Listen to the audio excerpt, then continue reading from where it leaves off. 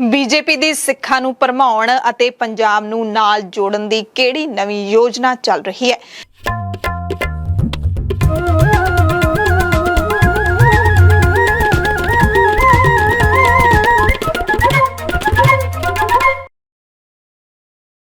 सत श्री अकाल जी दा खालस टीवी देखने वाले देश दुनिया के साडे सारे दर्शकों का बहुत बहुत स्वागत है। मैं हरशरण कौर प्राइम टाइम दे नाल। भारतीय जनता पार्टी ने जथेबंदक पद्धर ते कल सब तो वड्डा उलटफेर कीता है। बीजेपी दी संसदी कमेटी ये सब तो वड्डी कमेटी है। बीजेपी दी संसदी बोर्ड जिसनूं कहा जाता है। इस दे विचों कैबिनेट मंत्री नितिन गडकरी वर्गे वड्डे लीडर नूं बाहर कढ दिता गया ते इहदे वड्डे अर्थ निकलदे ने। पंजाब तो रोपड़ जिले दे जंपल ते कौमी घट गिणती कमिशन दे चेयरमैन इकबाल सिंह लालपुरा नूं इस कमेटी दे विच शामिल कीते जाना, बोर्ड दे विच शामिल कीते जाना, इहदे भी वड्डे अर्थ निकलदे ने। इन्हां दोवां गल्लां नूं घटा के नहीं देखिया जा सकदा।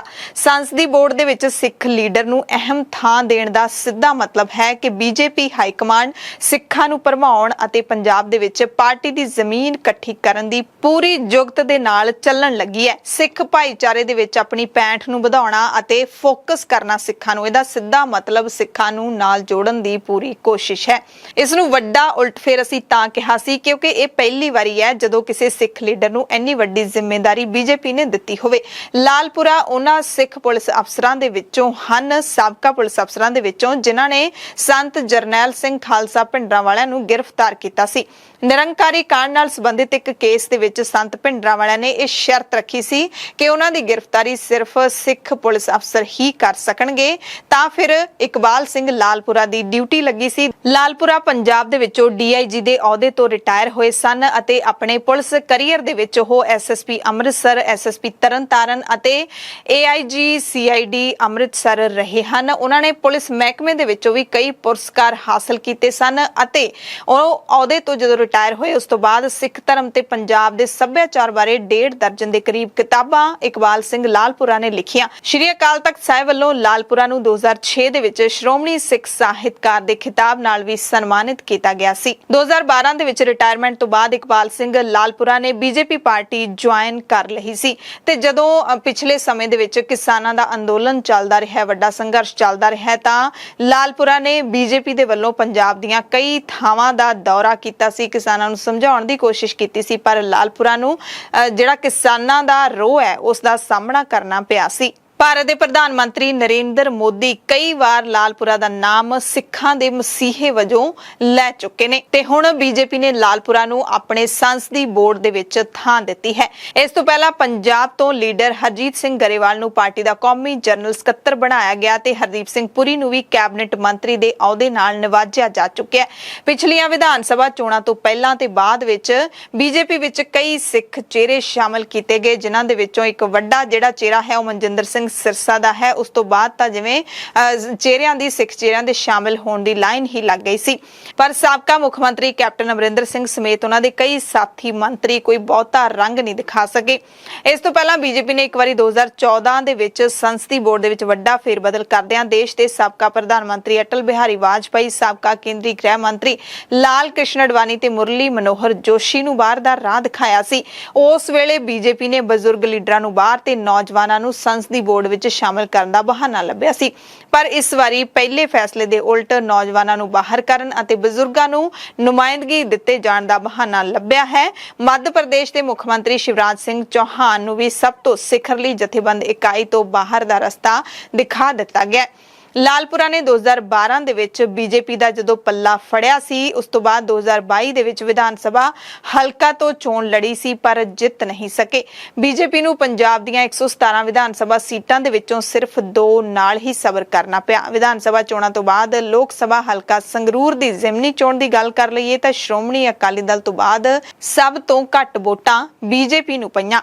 ਸ਼੍ਰੋਮਣੀ ਅਕਾਲੀ ਦਲ ਅੰਮ੍ਰਿਤਸਰ ਨੂੰ 35.6%, ਆਮ ਆਦਮੀ ਪਾਰਟੀ ਨੂੰ 34.7 11.7%, ਕਾਂਗਰਸ ਨੂੰ 11.21%, ਬੀਜੇਪੀ ਨੂੰ 9.33% ਤੇ ਅਕਾਲੀ ਦਲ ਬਾਦਲ ਨੂੰ 6.25% ਵੋਟਾਂ ਪਈਆਂ ਸਨ। ਤੇ ਹੁਣ ਬੀਜੇਪੀ ਅਤੇ ਸ਼੍ਰੋਮਣੀ ਅਕਾਲੀ ਦਲ ਵਿੱਚ ਤਰੇੜਾਂ ਪੈਣ ਤੋਂ ਬਾਅਦ, ਰਿਸ਼ਤੇ ਟੁੱਟਣ ਤੋਂ ਬਾਅਦ ਪ੍ਰਧਾਨ ਮੰਤਰੀ ਨਰਿੰਦਰ ਮੋਦੀ, ਗ੍ਰਹਿ ਮੰਤਰੀ ਅਮਿਤ ਸ਼ਾਹ ਤੇ ਪਾਰਟੀ ਪ੍ਰਧਾਨ JP ਨੱਡਾ ਦੀ ਤਿੱਕੜੀ ਲਗਾਤਾਰ ਸਿੱਖਾਂ ਨਾਲ ਨੇੜਲੇ ਸੰਬੰਧ ਕਾਇਮ ਕਰਨ ਦੇ ਵਿੱਚ ਪ੍ਰਧਾਨ ਮੰਤਰੀ ਮੋਦੀ 3 ਵਾਰੀ ਸਿੱਖਾਂ ਦੇ ਪ੍ਰਤੀਨਿਧੀ ਵਫਦ ਦੇ ਨਾਲ ਬੈਠਕਾਂ ਕਰ ਚੁੱਕੇ ਨੇ। ਪਰ ਇਹ ਵੱਖਰੀ ਗੱਲ ਹੈ ਕਿ ਇਹਨਾਂ ਬੈਠਕਾਂ ਦੇ ਵਿੱਚੋਂ ਹਾਲੇ ਤੱਕ ਨਿਕਲਿਆ ਕੁਝ ਨਹੀਂ। ਨਿਕਲਦਾ ਵੀ ਕਿਵੇਂ? ਕਿਉਂਕਿ ਇੱਕ ਪਾਸੇ ਤਾਂ ਬੀਜੇਪੀ ਸਿੱਖਾਂ ਦੇ ਨਾਲ ਹੇਜ ਦਾ ਦਿਖਾਵਾ ਕਰ ਰਹੀ ਹੈ, ਦੂਸਰੇ ਪਾਸੇ ਲਗਾਤਾਰ ਪੰਜਾਬ ਨਾਲ ਵਿਤਕਰੇ ਵਾਲੇ ਫੈਸਲੇ ਲਏ ਜਾ ਰਹੇ ਨੇ। ਪੰਜਾਬ ਦੇ ਵਿੱਚ BSF ਦਾ ਘੇਰਾ 15 ਤੋਂ ਵਧਾ ਕੇ 54 ਕਿਲੋਮੀਟਰ ਕਰਨ, ਭਾਖੜਾ ਬਿਆਸ ਮੈਨੇਜਮੈਂਟ ਬੋਰਡ ਚੋਂ ਪੰਜਾਬ ਦੀ ਪ੍ਰਤੀਨਿਧਤਾ ਖਤਮ ਕਰਨ ਤੇ ਚੰਡੀਗੜ੍ਹ ਦੇ ਵਿੱਚ ਕੇਂਦਰੀ ਸਰਵਿਸਿਜ਼ ਰੂਲਸ ਲਾਗੂ ਕਰਨ ਨਾਲ ਪੰਜਾਬੀਆਂ ਤੇ ਕੇਂਦਰ ਦਰਮਿਆਨ ਦੂਰੀ ਵਧੀ ਹੈ। SGPC ਵੋਟਾਂ 12 ਸਾਲ ਤੋਂ ਰੁਕੀਆਂ ਪਈਆਂ ਨੇ ਤੇ ਸਿੱਖਾਂ ਨਾਲ ਜੁੜੇ ਹੋਰ ਬਹੁਤ ਸਾਰੇ ਫੈਸਲੇ ਨੇ ਜਿਨ੍ਹਾਂ ਨੂੰ ਸਹੀ ਕੀਤੇ ਜਾਣ ਦੀ ਲੋੜ ਹੈ, ਪਰ ਸਰਕਾਰ ਨਹੀਂ ਕਰਦੀ ਹੈ। ਸਭ ਕੁਝ ਸਰਕਾਰ ਦੇ ਹੱਥ ਵਿੱਚ। ਖੈਰ, BJP ਆਪਣੀ ਭਾਈਵਾਲ ਪਾਰਟੀ ਅਕਾਲੀ ਦਲ ਨਾਲ ਰਲ ਕੇ ਪੰਜਾਬ ਵਿੱਚ 3 ਵਾਰੀ ਸਰਕਾਰ ਜ਼ਰੂਰ ਬਣਾ ਗਈ ਸੀ, ਪਰ ਆਪਣੇ ਤੌਰ ਤੇ ਹਾਲ ਦੀ ਘੜੀ ਪੰਜਾਬ ਦੇ ਵਿੱਚ BJP ਦੇ ਪੈਰ ਲੱਗਣੇ ਸੌਖੇ ਨਹੀਂ। ਕਿਸਾਨ ਅੰਦੋਲਨ ਤੋਂ ਬਾਅਦ ਪੰਜਾਬੀ, ਖਾਸ ਕਰਕੇ ਸਿੱਖ ਕਿਸਾਨਾਂ ਦੀ BJP ਦੇ ਨਾਲ ਦੂਰੀ ਪਹਿਲਾਂ ਨਾਲੋਂ ਵੀ ਵੱਧ ਵਧੀ ਹੈ। ਇਸ ਦੀ ਸਭ ਤੋਂ ਵੱਡੀ ਉਦਾਹਰਣ ਇਹ ਹੈ ਕਿ ਇਸ ਵਾਰ ਦੀਆਂ ਵਿਧਾਨ ਸਭਾ ਚੋਣਾਂ ਵਿੱਚ BJP ਦੇ ਹੱਕ ਵਿੱਚ ਨਾ ਹਿੰਦੂ ਤੇ ਨਾ ਹੀ ਸ਼ਹਿਰੀ ਵੋਟ ਭੁਗਤੀ ਹੈ।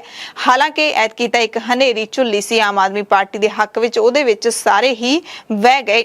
ਸ਼੍ਰੋਮਣੀ ਅਕਾਲੀ ਦਲ ਅਤੇ ਕਾਂਗਰਸ ਦੀ ਕੇਡਰ ਵੋਟ ਹੈ ਜਿਹੜੀ ਉਹ ਆਮ ਆਦਮੀ ਪਾਰਟੀ ਦੇ ਖਾਤੇ ਵਿੱਚ ਹੀ ਪਈ ਹੈ ਤੇ ਇਹਨਾਂ ਦੋਵਾਂ ਪਾਰਟੀਆਂ ਦੀ ਕਿਸਾਨ ਵੋਟ ਵੀ ਕਿਰੀ, ਪਰ ਭਾਜਪਾ ਦੇ ਹੱਕ ਵਿੱਚ ਨਹੀਂ ਗਈ।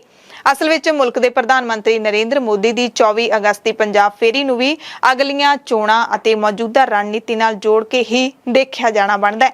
ਆਮ ਆਦਮੀ ਪਾਰਟੀ ਦੀ ਸਰਕਾਰ ਵੱਲੋਂ ਪੰਜਾਬ ਦੇ ਵਿੱਚ ਮੁਹੱਲਾ ਕਲੀਨਿਕਾਂ ਖੋਲਣ ਦੇ ਨਾਲ ਵੱਧ ਰਹੀ ਹਰਮਨ ਪਿਆਰਤਾ ਤੇ ਪੋਚਾ ਫੇਰਨ ਲਈ ਹੋਮੀ ਭਾਬਾ ਕੈਂਸਰ ਹਸਪਤਾਲ ਅਤੇ ਖੋਜ ਕੇਂਦਰ ਦੇ ਤੁਰੰਤ ਉਦਘਾਟਨ ਦਾ ਫੈਸਲਾ ਪ੍ਰਧਾਨ ਮੰਤਰੀ ਦੇ ਵੱਲੋਂ, ਜਾਂ ਕਹਿ ਸਕਦੇ ਹਾਂ ਕਿ ਸੈਂਟਰ ਦੀ ਸਰਕਾਰ ਦੇ ਵੱਲੋਂ ਲਿਆ ਗਿਆ ਹੈ। ਇਸੇ ਕਰਕੇ 24 ਅਗਸਤ ਨੂੰ ਪ੍ਰਧਾਨ ਮੰਤਰੀ ਨਵੀਂ ਸਰਕਾਰ ਬਣਨ ਤੋਂ ਬਾਅਦ ਪਹਿਲੀ ਵਾਰੀ, ਯਾਨੀ ਕਿ ਪੰਜਾਬ ਦੀ ਨਵੀਂ ਸਰਕਾਰ ਬਣਨ ਤੋਂ ਬਾਅਦ ਪਹਿਲੀ ਵਾਰੀ ਪੰਜਾਬ ਦੇ ਵਿੱਚ ਪਹੁੰਚ ਰਹੇ ਨੇ। ਪਰ ਅਸਲ ਗੱਲ ਤੇ ਸੱਚੀ ਗੱਲ ਤਾਂ ਇਹ ਹੈ ਕਿ ਅਸਲ ਦੇ ਵਿੱਚ BJP ਹਾਲੇ ਤੱਕ ਪੰਜਾਬੀਆਂ ਦੇ ਲਈ ਓਪਰੀ ਪਾਰਟੀ ਬਣੀ ਹੋਈ ਹੈ, ਆਪਣਾ ਭਰੋਸਾ ਨਹੀਂ ਬਣਾ ਸਕੀ।